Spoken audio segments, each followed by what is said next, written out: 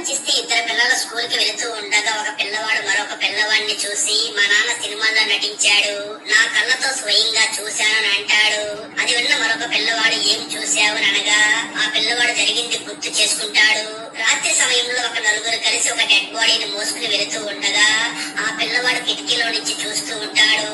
కొన్ని సంవత్సరాల తర్వాత వివేక్ నిద్రపోతూ ఉండగా వివేక్ ఫాదర్ వచ్చి వివేక్ ని నిద్ర లేపి, ఎలాగో సస్పెండ్ అయ్యావు కదా, తోటలో పని చేయడానికి రా అని పిలుస్తూ ఉంటాడు.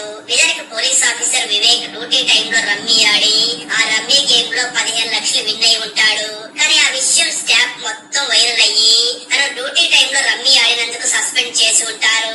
తన గురించి న్యూస్ పేపర్ మరియు టీవీలలో కూడా చెప్పడంతో అందరూ వివేక్ గురించే మాట్లాడుకుంటూ ఉంటారు.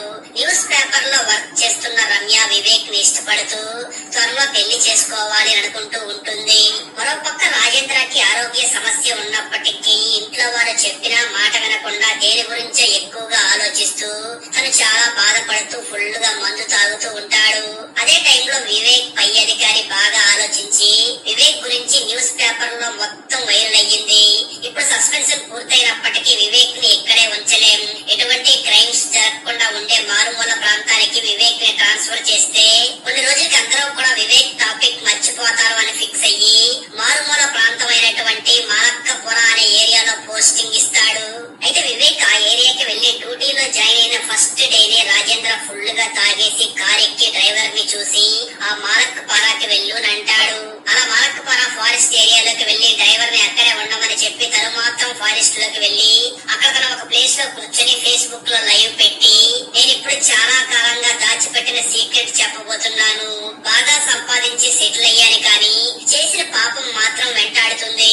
1985లో నేను ఇంకా ఎరైస్ జ్యువెలర్స్ ఓనర్ అయినటువంటి విన్సెంట్ ఇంకా ఫ్రాన్సిస్ కలిసి ఇక్కడికి వచ్చాం. ఒక మహిళ డెడ్ బాడీని తీసుకుని వచ్చాం. ఆ మహిళ గురించి మాకేమీ తెలియదు, అయినా కూడా పాపం చేశాం. సరిగ్గా ఇప్పుడు నేను ఎక్కడైతే కూర్చుని ఉన్నానో ఇక్కడే ఆ మహిళ బాడీని పూడ్చిపెట్టాం. చాలా పెద్ద తప్పు చేశాను అని చెప్పి తన గన్నుతో తానే కాల్చుకుని చనిపోతాడు. దాంతో మీడియాతో పాటు పోలీస్ ఆఫీసర్ అండ్ టీం కూడా ఆ క్రైమ్ సీన్ కి చేరుకుంటారు.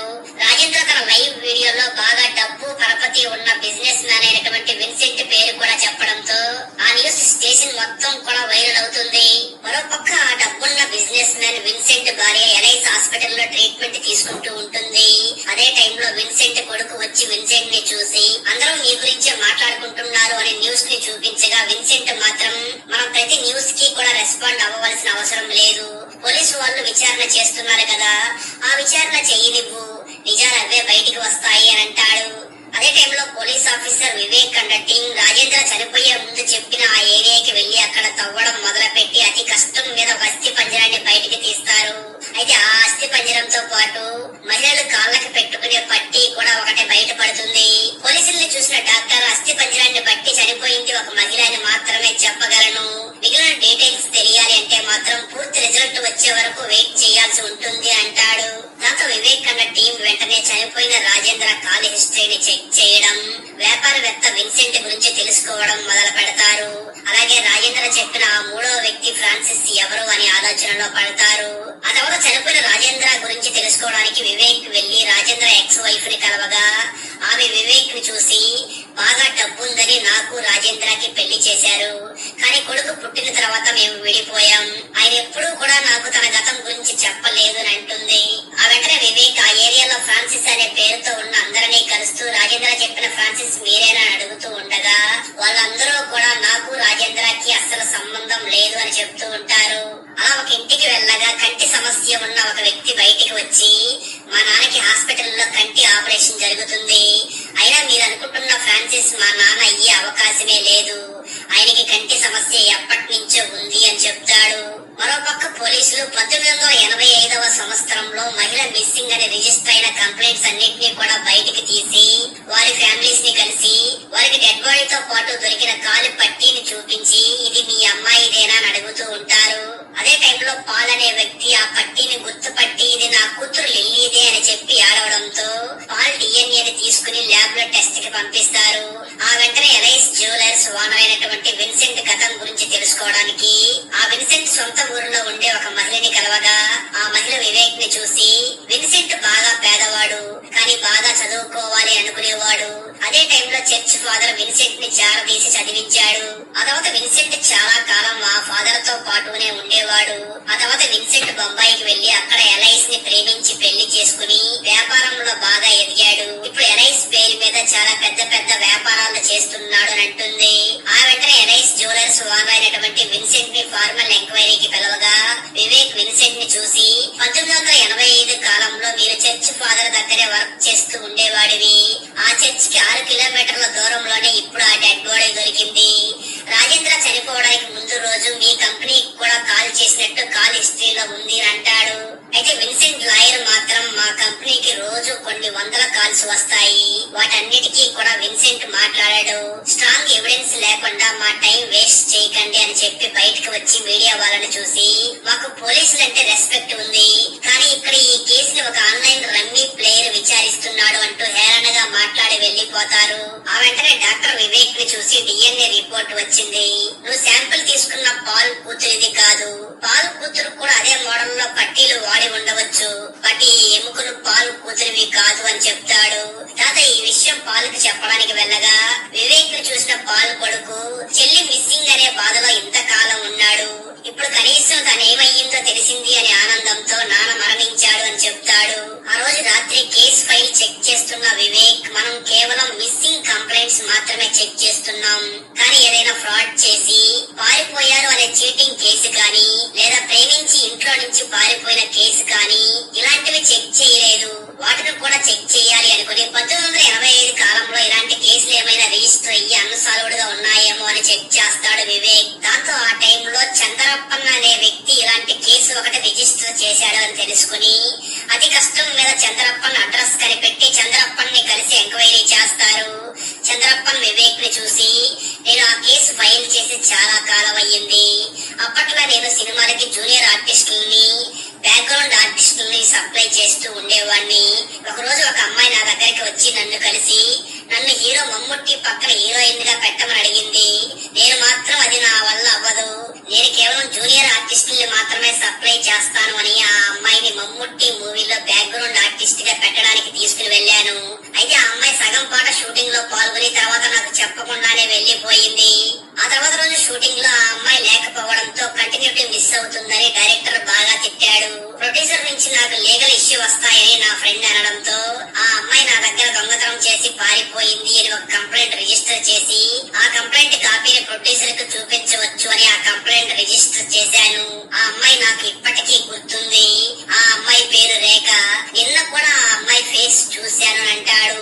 అయితే ఆ మాటలు విన్న వివేక్ షాక్ అయ్యి రేఖ ఫోటో నీ దగ్గర ఉందా, ఎలా చూశావు అని అంటాడు. దానికి చంద్రప్పన్ రేఖ ఫస్ట్ డే షూటింగ్ లో పాల్గొంది కదా, ఆ పాటలో ఒక షాట్ లో రేఖ కనిపిస్తుంది అని ఆ పాట ప్లే చేసి రేఖ ఫేస్ ని చూపిస్తాడు. అప్పుడు మూవీ టైటిల్ పడుతుంది. ఆ వెంటనే వివేక్ కి వెళ్లి పై అధికారిని కలిసి 1985లో జూనియర్ ఆర్టిస్ట్ రేఖ మీద చీటింగ్ కేసు ఫైల్ అయ్యింది, మనకు దొరికిన అస్థి పంజరం రేఖదే అయి ఉంటుందని నేను భావిస్తున్నాను. అలాగే రాజేంద్ర చనిపోవడానికి ముందు ఒక ఫోన్ నెంబర్ నుంచి రాజేంద్రకి రిపీటెడ్ గా ఫోన్ కాల్స్ వచ్చాయి, ఆ ఫోన్ చేసిన వ్యక్తి ఎవరో తెలుసుకునే పనిలో ఉన్నాము అని అంటాడు వివేక్. ఆ వెంటనే రేఖ ఫోటోని డిజిటల్ గా పెయింటింగ్ గీయించిన వివేక్ దాన్ని తీసుకుని వెళ్లి మూవీ షూటింగ్ లో పాల్గొన్న జూనియర్ ఆర్టిస్టులందరినీ కలిసి రేఖ గురించి తెలిసేమో అని ఎంక్వైరీ చేస్తూ ఉంటాడు. అదే టైంలో విన్సెంట్ లాయర్ వెళ్లి విన్సెంట్ ని కలిసి సైబర్ క్రైమ్ టీమ్ లో ఉన్న మన వారి చేత వివేక్ గీయించిన ఫోటోని తీసుకుని వచ్చాను అని ఆ రేఖ ఫోటోని విన్సెంట్ కి చూపించగా విన్సెంట్ ఆ ఫోటోని చూసి ఒక్కసారిగా షాక్ అయ్యి అప్పటి వరకు కేసుని అస్సలు పట్టించుకోకుండా కూల్ గా ఉంటున్న విన్సెంట్ చాలా భయపడడం మొదలు పెడతాడు. మరో పక్క వివేక్ వెళ్లి రేఖ యాక్ట్ చేసిన మూవీకి సంబంధించిన అసోసియేట్ డైరెక్టర్ ని కలిసి ఎంక్వైరీ చేయగా ఆ రోజు నాకు బాగా గుర్తుంది, ఒక అమ్మాయి కాళ్ళకి పట్టీలు పెట్టుకుని నన్ను గెటప్ లో నా దగ్గరికి వచ్చి మీరే కదా పోయిన సంవత్సరం వచ్చిన మమ్ముట్టి సినిమాలో మమ్ముట్టికి జుట్టు లేకుండా గుండి చేయించి యాక్ట్ చేయించారు, అలా చేయడం నాకేమీ నచ్చలేదు, మమ్ముట్టి తన హెయిర్ స్టైల్ లోనే అందంగా ఉంటాడు అని చెప్పి వెళ్లిపోయింది. ఆ అమ్మాయి చాలా అందంగా అనిపించింది. ఆ తర్వాత ఆ అమ్మాయి ఏమైందో కూడా నాకు తెలియదు, కానీ మూవీలో ఉండి ఉంటే మాత్రం మంచి స్థాయికి ఎదిగి ఉండేది అంటాడు. అదే టైంలో విన్సెంట్ లాయర్ వెళ్లి స్టేట్ మినిస్టర్ ని కలిసి ఒక ఫైల్ తనకిచ్చి మేము ఎప్పుడెప్పుడు ఎవరెవరికి ఎంతెంత లంచాలు ఇచ్చామని మొత్తం ఆధారాలు ఉన్నాయి, ఆ 1985 అస్థి పంజరం కేసు విచారణ ఆపకపోతే గవర్నమెంట్ కూలిపోతుంది అని వార్నింగ్ ఇస్తాడు. ఇంతలోనే విన్సెంట్ మనుషులు వెళ్లి రేఖ గురించి ఇన్ఫర్మేషన్ ఇచ్చిన చందరప్పని ఫుల్ గా తాగించి తనని నీళ్ళల్లో ముంచి ఊపిరాడకుండా చేసి చంపేసి బాడీని డ్రైనేజీలో వేయడంతో తాగిన మధ్యలో డ్రైనేజీలో పడి ఊపిరాడకుండా చనిపోయాడు అని అందరూ అనుకుంటారు. అలాగే విన్సెంట్ వల్ల భయపడిపోయిన మినిస్టర్ వివేక్ కంట టీమ్ ని కేసు నుంచి తప్పించేసి కేసుని వారు చెప్పినట్లు వినే మరో అధికారికి ట్రాన్స్ఫర్ చేస్తారు. కానీ వివేక్ మాత్రం ఎలా అయినా సరే ఆ కేసుని సాల్వ్ చెయ్యాలి అని ఫిక్స్ అవుతాడు. అదే టైంలో రేఖ యాక్ట్ చేసిన మూవీకి అసోసియేట్ గా వర్క్ చేసిన వ్యక్తి వెంటనే వివేక్ కి కాల్ చేసి అప్పట్లో మా మూవీ షూటింగ్ కి పల్లసరి అనే ఒక రిపోర్టర్ వచ్చేవాడు. ఆ రిపోర్టర్ అప్పట్లో షూటింగ్ లొకేషన్ లో ఇంకా ఎక్కువ ఫొటోస్ తీసి ఉండే అవకాశం ఉంది. నువ్వు వెళ్లి ఆ రిపోర్టర్ ని కలిస్తే ఏదైనా డీటెయిల్స్ దొరకవచ్చు అని ఆ రిపోర్టర్ డీటెయిల్స్ మొత్తం ఇస్తాడు. దాంతో వివేక్ వెళ్లి ఆ రిపోర్టర్ ని కలవగా ఆ రిపోర్టర్ వివేక్ ని చూసి అప్పట్లో నేను ఎవరికి భయపడే వాడినే కాదు, ఎలాంటి క్వశ్చన్ అయినా సరే మొహమాటం లేకుండా అడిగేసేవాడిని అంటూ రేఖ యాక్ట్ చేసిన మూవీ సెట్ లో తీసిన ఫొటోస్ ని వివేక్ కి చూపిస్తాడు. ఆ ఫొటోస్ లోని ఒక ఫోటోలో రేఖ పక్కనే మరొక మహిళ నన్ గెటప్ లో ఉండడం చూస్తాడు వివేక్. అయితే రేఖ పక్కన ఉన్న నన్ డ్రెస్సింగ్ మిగిలిన ఆర్టిస్టులు అందరికన్నా కొంచెం డిఫరెంట్ గా ఉంటుంది. అది గమనించిన వివేక్ అంటే రేఖ పక్కన రేఖతో క్లోజ్ గా ఉన్న ఆ మహిళ బహుశా నిజమైన నన్ అయి ఉంటుందని ఆలోచించి షూటింగ్ జరిగిన ప్రాంతంలోనే ఉన్న ఒక చర్చ్ కి వెళ్లి అక్కడ రేఖ పక్కనే ఉన్న నన్ అయినటువంటి ఆ స్టెఫీని కలుస్తాడు. స్టెఫీ వివేక్ ని చూసి ఆ రేఖ తెర మీదనే కాదు నిజ జీవితంలో కూడా నటిస్తుంది, రేఖ ఒక నమ్మక ద్రోహి అంటూ జరిగింది చెప్పడం మొదలు పెడుతుంది. ఇక్కడే స్టోరీ కథానికి అంటే 1985కి వెళ్తుంది. ఈ స్టెఫీ సిస్టర్ ఉంటున్న చర్చ్ కి దగ్గరలోనే మమ్ముట్టి మూవీ షూటింగ్ జరుగుతూ ఉండడంతో నన్నైనటువంటి సిస్టర్ స్టెఫీ ఎలా అయినా తన ఫేవరెట్ హీరో మమ్ముట్టిని చూడాలి అనుకుంటూ ఉంటుంది. ఆ షూటింగ్ లో యాక్ట్ చేయడానికి రేఖ కూడా అక్కడికి వచ్చి ఉంటుంది. సరిగ్గా అదే టైంలో షూటింగ్ స్పాట్ కి మమ్ముట్టి రావడంతో అందరూ మమ్ముట్టిని చూడడానికి పరుగులు తీస్తూ ఉంటారు. రేఖ కూడా హార్డ్ కోర్ మమ్ముట్టి ఫ్యాన్ కావడంతో మమ్ముట్టిని చూడడానికి వెళ్ళబోతూ ఉంటుంది. అయితే ఆ ప్రాసెస్ లో రేఖకి ప్రొడక్షన్ వాళ్ళు ఇచ్చిన నన్ను గెటప్ డ్రెస్ చిరిగిపోతుంది. దాంతో ఏం చెయ్యాలో తెలియక పక్కనే చర్చి ఉండడం చూసి అక్కడికి వెళ్లి సిస్టర్ స్టెఫీని కలిసి వారు వేసుకునే నన్ను బట్టలు తీసుకుంటుంది. అలా స్టెఫీ మరియు రేఖల మధ్య పరిచయం ఏర్పడగా స్టెఫీ కూడా రేఖతో పాటు షూటింగ్ ఏరియాకి వెళ్లి మమ్ముట్టిని చూడడం కోసం వెయిట్ చేస్తూ ఉంటుంది.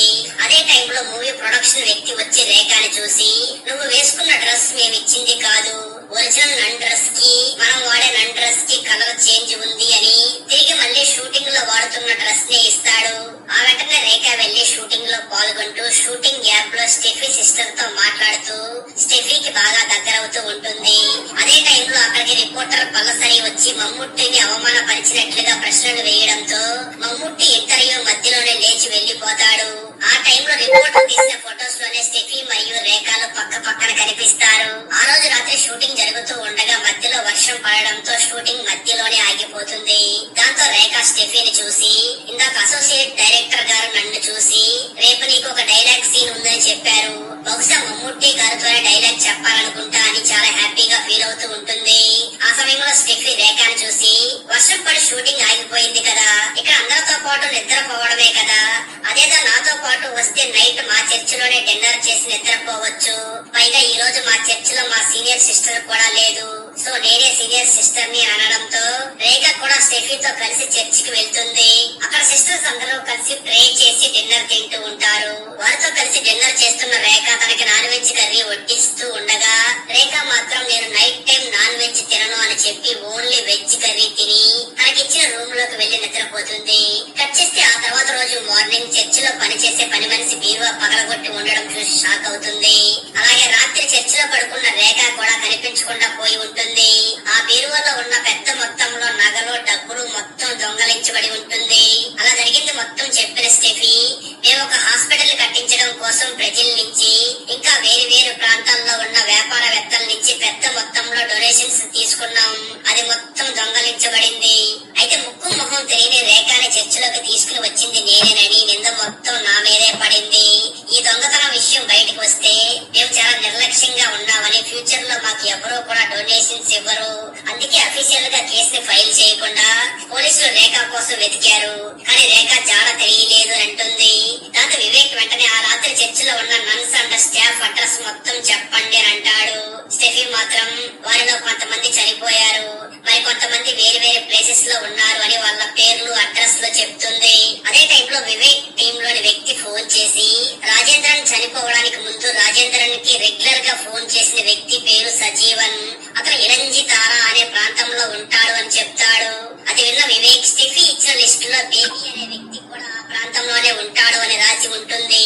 దాంతో సజీవన్ ఉన్న లొకేషన్ కి వెళ్లి సజీవన్ తో ఫైట్ చేసి సజీవన్ మరియు సజీవన్ ఫ్రెండ్ అయినటువంటి బినును చూసి రాజేంద్రన్ కి ఎందుకు మీరు ఫోన్ కాల్స్ చేశారని అడుగుతాడు. దాంతో సజీవన్ జరిగింది చెప్పడం మొదలు పెడతాడు. 1985లో ఒక రోజు సజీవన్ మరియు బిను స్కూల్ కి వెళుతూ ఉండగా బిను సజీవన్ ని చూసి మా నాన్న మమ్ముట్టి సినిమాలో యాక్ట్ చేశాడు, రాత్రి మా నాన్న ఇంకా మరో ముగ్గురు కలిసి ఒక శవాన్ని మోసుకుంటూ వెళ్లే సీన్ తీశారు, నేను కిటికీలో నుంచి మొత్తం చూసి మా నాన్నని రాత్రి మీరేం చేశారని అడిగితే ఇదంతా కూడా సినిమా షూటింగ్ అని చెప్పారు అని సజీవన్ కి చెప్తాడు. ఆ తర్వాత సినిమా రిలీజ్ అవుతుంది కానీ ఆ సినిమాలో ఎక్కడా కూడా ఆ సీన్ అయితే కనిపించదు. అప్పటి నుంచి సజీవన్ మరియు బినుకి ఆ నైట్ ఏం జరిగిందా అని అనుమానంగానే ఉంటుంది. అయితే పెరిగి పెద్దయిన తర్వాత ఒకరోజు ఇద్దరు కలిసి బిను ఫాదర్ బాబీకి బాగా మందు తాగించి నువ్వు చర్చ్ లో వాచ్మ్యాన్ గా పనిచేసే టైంలో రాత్రి టైంలో ఒక అమ్మాయిని మోసుకుని వెళ్లారు కదా, అది ఎవరిని అడుగుతారు. అయితే తాగిన మత్తులో ఉన్న బాబీ పూర్తిగా ఏమీ చెప్పకుండా మేము ఒక శవాన్ని పూడ్చి పెట్టేశామంటూ రాజేంద్రన్ పేరు చెప్తాడు. దాంతో వారికి పూర్తిగా ఏం జరిగిందో తెలియనప్పటికీ రాజేంద్రన్ పేరు చెప్పారు కాబట్టి ఒక కొత్త సిమ్ కార్డు తీసుకుని రాజేంద్రన్ కి ఫోన్ చేసి మీరు ఒక శవాన్ని పూడ్చి పెట్టారు, మాకు ఆ విషయం తెలుసు అంటూ తాను బ్లాక్ మెయిల్ చేసి డబ్బు అడగడంతో అసలే ఆ సంఘటననే తలుచుకుని బాధపడుతున్న రాజేంద్రన్ వారు అడిగినట్లే డబ్బు ఇచ్చేసి ఆ తర్వాత రోజే రాజేంద్ర ఫేస్బుక్ లైవ్ పెట్టి రేఖా బాడీ గురించి చెప్పి చనిపోతాడు. అలా సజీవన్ మరియు బినులో జరిగింది మొత్తం చెప్తారు. మరో పక్క వివేక్ ని పెళ్లి చేసుకోబోతున్న రమ్య వివేక్ చెప్పినట్లుగానే రేఖా మీద ఒక ఆర్టికల్ రాయాలి అని ఫిక్స్ అయ్యి ఇప్పటి వరకు వివేక్ కలిసిన అందరినీ రమ్య కలుస్తూ రేఖా గురించి తెలుసుకుని రేఖా మీద ఒక ఆర్టికల్ ని ప్రింట్ చేస్తుంది. ఆ తర్వాత రోజు వివేక్ మళ్ళీ బినుని కలవడానికి వెళ్ళగా అప్పటికే విన్సెంట్ మనుషులు బిను మరియు సజీవన్ ఇద్దరిని కూడా చంపేసి ఆత్మహత్యలాగా చిత్రీకరించి ఉంటారు. ఆ రోజు రాత్రి వివేక్ మళ్ళీ కేసుకు సంబంధించిన ఫైళ్లు ఫొటోస్ అన్ని కూడా చెక్ చేస్తూ ఉండగా అప్పుడే ఆ ఫొటోస్ లో కంటి సమస్యతో బాధపడుతున్న ఒక వ్యక్తి కనిపిస్తాడు. ఆ వ్యక్తిని చూడగానే వివేక్ కి ఇంతకు ముందు ఫ్రాన్సిస్ కోసం వెతికే టైంలో ఒక కుర్రవాడు వివేక్ ని చూసి మా నాన్నకి ఎప్పటి నుంచో కంటి సమస్య ఉంది, మీరు వెతుకుతున్న ఫ్రాన్సిస్ మా నాన్న అయ్యే అవకాశం లేదు అని చెప్పిన మాటలు గుర్తుకు వస్తాయి. దాంతో వెంటనే ఆ ఇంటి దగ్గరికి వెళ్లి ఫ్రాన్సిస్ ని కలిసి ఆ షూటింగ్ స్పాట్ లోని ఫొటోస్ ని చూపించి ఇది నువ్వే అయి ఉంటావని నాకు అనిపిస్తుంది, రాజేంద్ర చెప్పిన ఫ్రాన్సిస్ నువ్వే అయి ఉంటావు, నిజం ఒప్పుకో, రేఖకి అన్యాయం చేసిన అందరూ కూడా ఇప్పుడు చనిపోతున్నారు, చనిపోయే ముందైనా నిజం చెప్పు అని అంటాడు. దాంతో ఫ్రాన్సిస్ నిజం చెప్పడం మొదలు పెడతాడు. ఇక్కడ స్టోరీ కథానికి అంటే 1985కి వెళ్తుంది. చర్చ్ ఫాదర్ చదివించడంతో చదువుకుంటున్న విన్సెంట్ ఆ చర్చ్ లోనే ఉంటూ చర్చ్ ఫాదర్ చెప్పిన పనులన్నీ చేస్తూ ఫాదర్ కి తెలియకుండా చిన్న చిన్న దొంగతనాలు చేస్తూ ఉంటాడు. అయితే విన్సెంట్ దొంగతనం చేయడం చూసిన వంట మనిషి పుష్పం విన్సెంట్ చేసే దొంగతనాల్లో వాటాలు తీసుకుంటూ ఉంటుంది. అలా ఇద్దరు ఒకరికొకరు దగ్గర అయ్యి లవ్ చేసుకుంటూ చర్చ్ లో దొంగతనాలు చేస్తూ ఉంటారు. కొన్నిసార్లు ఆ దొంగతనాలకి వాచ్మెన్ బేబీ హెల్ప్ కూడా తీసుకుని దొంగతనాలు చేస్తూ ఉంటారు. అదే టైంలో పుష్పకి చర్చ్ లో ఉన్న బీరువాల్లో చాలా మొత్తంలో డొనేషన్స్ రూపంలో వచ్చిన డబ్బు బంగారం ఉంది అని తెలిసి చిన్న చిన్న దొంగతనాలు కాదు పెద్ద దొంగతనం చెయ్యాలి అని ఫిక్స్ అయ్యి అదే విషయాన్ని విన్సెంట్ కి కూడా చెప్పి సరైన సమయం కోసం వెయిట్ చేస్తూ ఉంటుంది. అలాగే సీక్రెట్ గా ఆ బీరువాకి నకిలీ తాళం కూడా చెయ్యిస్తుంది పుష్పం. అయితే పుష్పం నకిలీ తాళం చేయించిందన్న విషయం ఆ ప్రాంతంలోనే ఉండే బెస్ట్ ఫ్రెండ్స్ అయినటువంటి రాజేంద్ర మరియు ఫ్రాన్సిస్ లకి తెలిసి పుష్పంని అనుమానిస్తూ ఉంటారు. ఆ తర్వాత సరిగ్గా అదే ప్రాంతంలో మమ్ముట్టి సినిమా షూటింగ్ జరుగుతూ ఉంటుంది. ఆ రోజు చర్చ్ లోని మెయిన్ సిస్టర్ పని ఉండి వేరే ప్రాంతానికి వెళ్లిపోయి ఉండడంతో పుష్పం వెంటనే ఈ రాత్రికే దొంగతనం చెయ్యాలి అని బేబీ ద్వారా విన్సెంట్ కి కబురు పంపుతుంది. దాంతో బేబీ పుష్పం మరియు విన్సెంట్ లు దొంగతనానికి రెడీ అవుతూ ఉండగా రాజేంద్ర మరియు ఫ్రాన్సిస్ లు వారినే పరిశీలిస్తూ ఉంటారు. ఆ టైంలోనే షూటింగ్ లో వర్షం పడడంతో స్టెఫీ రేఖాని చర్చ్ కి తీసుకుని వస్తుంది. అయితే పుష్పం తన ప్లాన్ లో భాగంగా నాన్ వెజ్ కర్రీలో మత్తు మంది కలిపి నన్స్ అందరికీ పెట్టగా రేఖ మాత్రం నేను నైట్ టైం నాన్ వెజ్ తినను అంటుంది. దాంతో బాగా ఆలోచించిన పుష్పం రేఖ మెలకుగా ఉంటే దొంగతనం చేయడం చూసేస్తుంది. దానికి బదులుగా రేఖని చంపేసి బాడీని మాయం చేసేస్తే రేఖనే దొంగతనం చేసింది అని అందరూ అనుకుంటారు అని తన ప్లాన్ లో మార్పు చేసి రేఖ రూమ్ లోకి వెళ్లి రేఖ గొంతు నొక్కి చంపేస్తుంది. దాంతో విన్సెంట్ మరియు వాచ్మెన్ బేబీ కలిసి ఆ బాడీని బయటికి తీసుకుని వెళుతూ ఉంటారు. ఆ సమయంలో వారిని అనుమానిస్తున్నటువంటి రాజేంద్ర మరియు ఫ్రాన్సిస్ అక్కడికి వెళ్లి జరుగుతున్నది మొత్తం చూసి షాక్ అవుతారు. విన్సెంట్ వెంటనే వారికి కూడా వాటా ఇస్తామని అనడంతో ఫ్రాన్సిస్ ఒప్పుకుంటాడు. కానీ రాజేంద్ర మాత్రం అందుకు ఒప్పుకోకుండా మీరు చేస్తున్నదే తప్పు అని అంటూ ఉంటాడు. దాంతో విన్సెంట్ రాజేంద్రాన్ని చూసి మేము ఒకవేళ దొరికిపోతే నిన్ను కూడా ఇరికిస్తాము అని చెప్పడంతో దాంతో రాజేంద్ర కూడా ఇష్టం లేకుండానే వారితో కలిసి ఆ బాడీని మోసుకుంటూ వెళ్లి పూడ్చి పెడతారు. ఆ టైంలోనే వాచ్మెన్ బేబీ కొడుకు కిటికీలో నుంచి చూసి ఉంటాడు. ఆ తర్వాత అందరూ కలిసి వాళ్ళు దొంగతనం చేసిన డబ్బు మొత్తం వాటా చేసుకుని వెళ్లిపోతారు. అలా ఫ్రాన్సిస్ జరిగింది మొత్తం చెప్పి వివేక్ ని చూసి పుష్పం మరియు విన్సెంట్ లు బొంబాయికి వెళ్లిపోయి బిజినెస్ చేశారు. పుష్పం తన పేరుని ఎలైస్ గా మార్చుకుంది. ఆమె ఇప్పుడు విన్సెంట్ భార్య అని అంటాడు. జరిగింది మొత్తం తెలుసుకున్న వివేక్ పుష్పం పేరుతో ఒక బుక్ ని కొని హాస్పిటల్ లో ట్రీట్మెంట్ తీసుకుంటున్న ఎలైస్ అలియాస్ పుష్పం కి పంపుతాడు. అది చూసి షాక్ అయిన పుష్పం విన్సెంట్ ని చూసి నిజం తెలిసిన ఎవరో కూడా బ్రతికి ఉండకూడదు, ఆ పోలీసుని కూడా చంపేయి అని అంటుంది.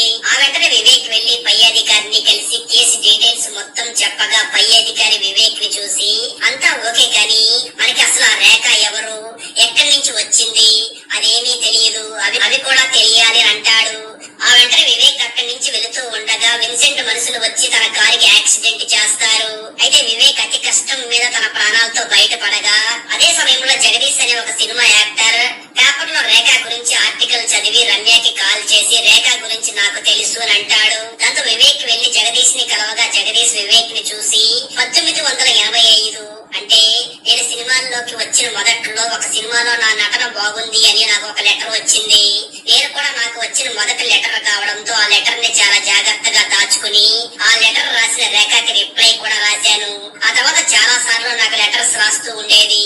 ఆ లెటర్స్ లోని నేను మమ్ముట్టి ఫ్యాన్ అని, మమ్ముట్టి ఫోటో మీద మమ్ముట్టి ఆటోగ్రాఫ్ ఒకటి తీసుకుని నాకు పంపించు అని అడుగుతూ ఉండేది. ఒక లెటర్ లో తాను హీరోయిన్ అవ్వాలనుకుంటున్నట్లుగా రాయడంతో నేను తనకి వెంటనే రిప్లై లెటర్ రాసి దానిలో నువ్వు చిన్న పిల్లవి, ముందు చదువు మీద ఫోకస్ పెట్టు, తర్వాత సినిమాల్లోకి రావచ్చు అని రాశాను. అయితే ఆ లెటర్ పంపించిన తర్వాత నాకు రేఖ నుంచి మళ్ళీ లెటర్స్ రాలేదు అని జరిగింది చెప్పి వెంటనే వివేక్ ని చూసిన జగదీష్ పేపర్ లో ఆర్టికల్ చదివిన తర్వాత నాకు రేఖ గుర్తుకు వచ్చింది. బహుశా మీరు వెతుకుతున్న రేఖ నాకు లెటర్స్ రాసిన రేఖ ఒక్కరే కావచ్చు, నాకు కన్యాకుమారి నుంచి లెటర్స్ వచ్చేవి అని ఆ లెటర్ మీద ఉన్న ఫ్రమ్ అడ్రస్ ని వివేక్ కి ఇవ్వడంతో వివేక్ వెంటనే ఆ అడ్రస్ కి వెళ్తాడు. ఆ అడ్రస్ లో ఉన్న చిత్ర వివేక్ ని చూసి రేఖ నా సిస్టర్ అంటూ జరిగింది చెప్పడం మొదలు పెడుతుంది. నిజానికి మలయాళీస్ అయినటువంటి రేఖ ఫ్యామిలీ కన్యాకుమారికి షిఫ్ట్ అయి ఉంటారు. చిన్నతనం నుంచి సినిమా పిచ్చితో ఉండే రేఖ రెగ్యులర్ గా మలయాళం మూవీస్ చూసి మమ్ముట్టికి ఫ్యాన్ గా మారి మమ్ముట్టి మూవీస్ లో యాక్ట్ చేసిన వాళ్ళందరికీ కూడా లెటర్స్ రాస్తూ ఉంటుంది. ఎలా అయినా హీరోయిన్ అవ్వాలి అనుకుంటూ ఉంటుంది. తన మదర్ ఇచ్చిన డబ్బులు మొత్తం దాచుకుని పట్టీలు కొనుక్కుని చాలా హ్యాపీగా ఉంటుంది. అయితే జగదీష్ రేఖకి రాసిన లెటర్ రేఖ ఫాదర్ కంటపడడంతో రేఖ ఫాదర్ రేఖని కొడతాడు. అయితే రేఖ మాత్రం ఆ రాత్రి ఇంట్లో నుంచి వెళ్లిపోయి హీరోయిన్ అవ్వడం కోసం ట్రై చేస్తూ ఉంటుంది. అలా జరిగింది మొత్తం చెప్పిన చిత్ర రేఖ ఎప్పటికైనా తిరిగి వస్తే ఇక్కడ ఎవరో ఒకరు ఉండాలి కదా, అందుకే నేను ఇక్కడ చిన్నతనం నుంచి ఇక్కడే ఉంటున్నాను అని అంటుంది చిత్ర. చిత్ర చెప్పింది మొత్తం విన్న వివేక్ రేఖ పట్టీని చిత్రాకిచ్చి జరిగింది మొత్తం చెప్పి వెళ్లిపోతాడు. ఫ్రాన్సిస్ పోలీసుకి జరిగిందంతా చెప్పి ఒప్పుకోవడంతో పుష్ప విన్సెంట్ ని చూసి నాకు అరెస్ట్ అవ్వాలని లేదు అని ఏడవడంతో విన్సెంట్ పుష్పం కి ఊపిరాడకుండా చేసి చంపేసి వెంటనే మినిస్టర్ కి ఇచ్చిన లంచాల గురించి ఇన్ఫర్మేషన్ కూడా లీక్ చేసి అరెస్ట్ అవుతాడు. ఆ తర్వాత రోజు యాక్టర్ జగదీష్ వివేక్ కి ఒక లెటర్ ఇవ్వగా వివేక్ ఆ లెటర్ ని తీసుకుని వెళ్లి రేఖ ఎముకలకి చేస్తున్న అంత్యక్రియల దగ్గరికి వెళ్లి జగదీష్ ఇచ్చిన లెటర్ ని రేఖ సిస్టర్ చిత్రాకి ఇస్తాడు. ఆ లెటర్ లో మమ్ముట్టి ఆటోగ్రాఫ్ చేసినటువంటి ఒక ఫోటో ఉంటుంది. అక్కడతో ఈ మూవీ అయిపోతుంది.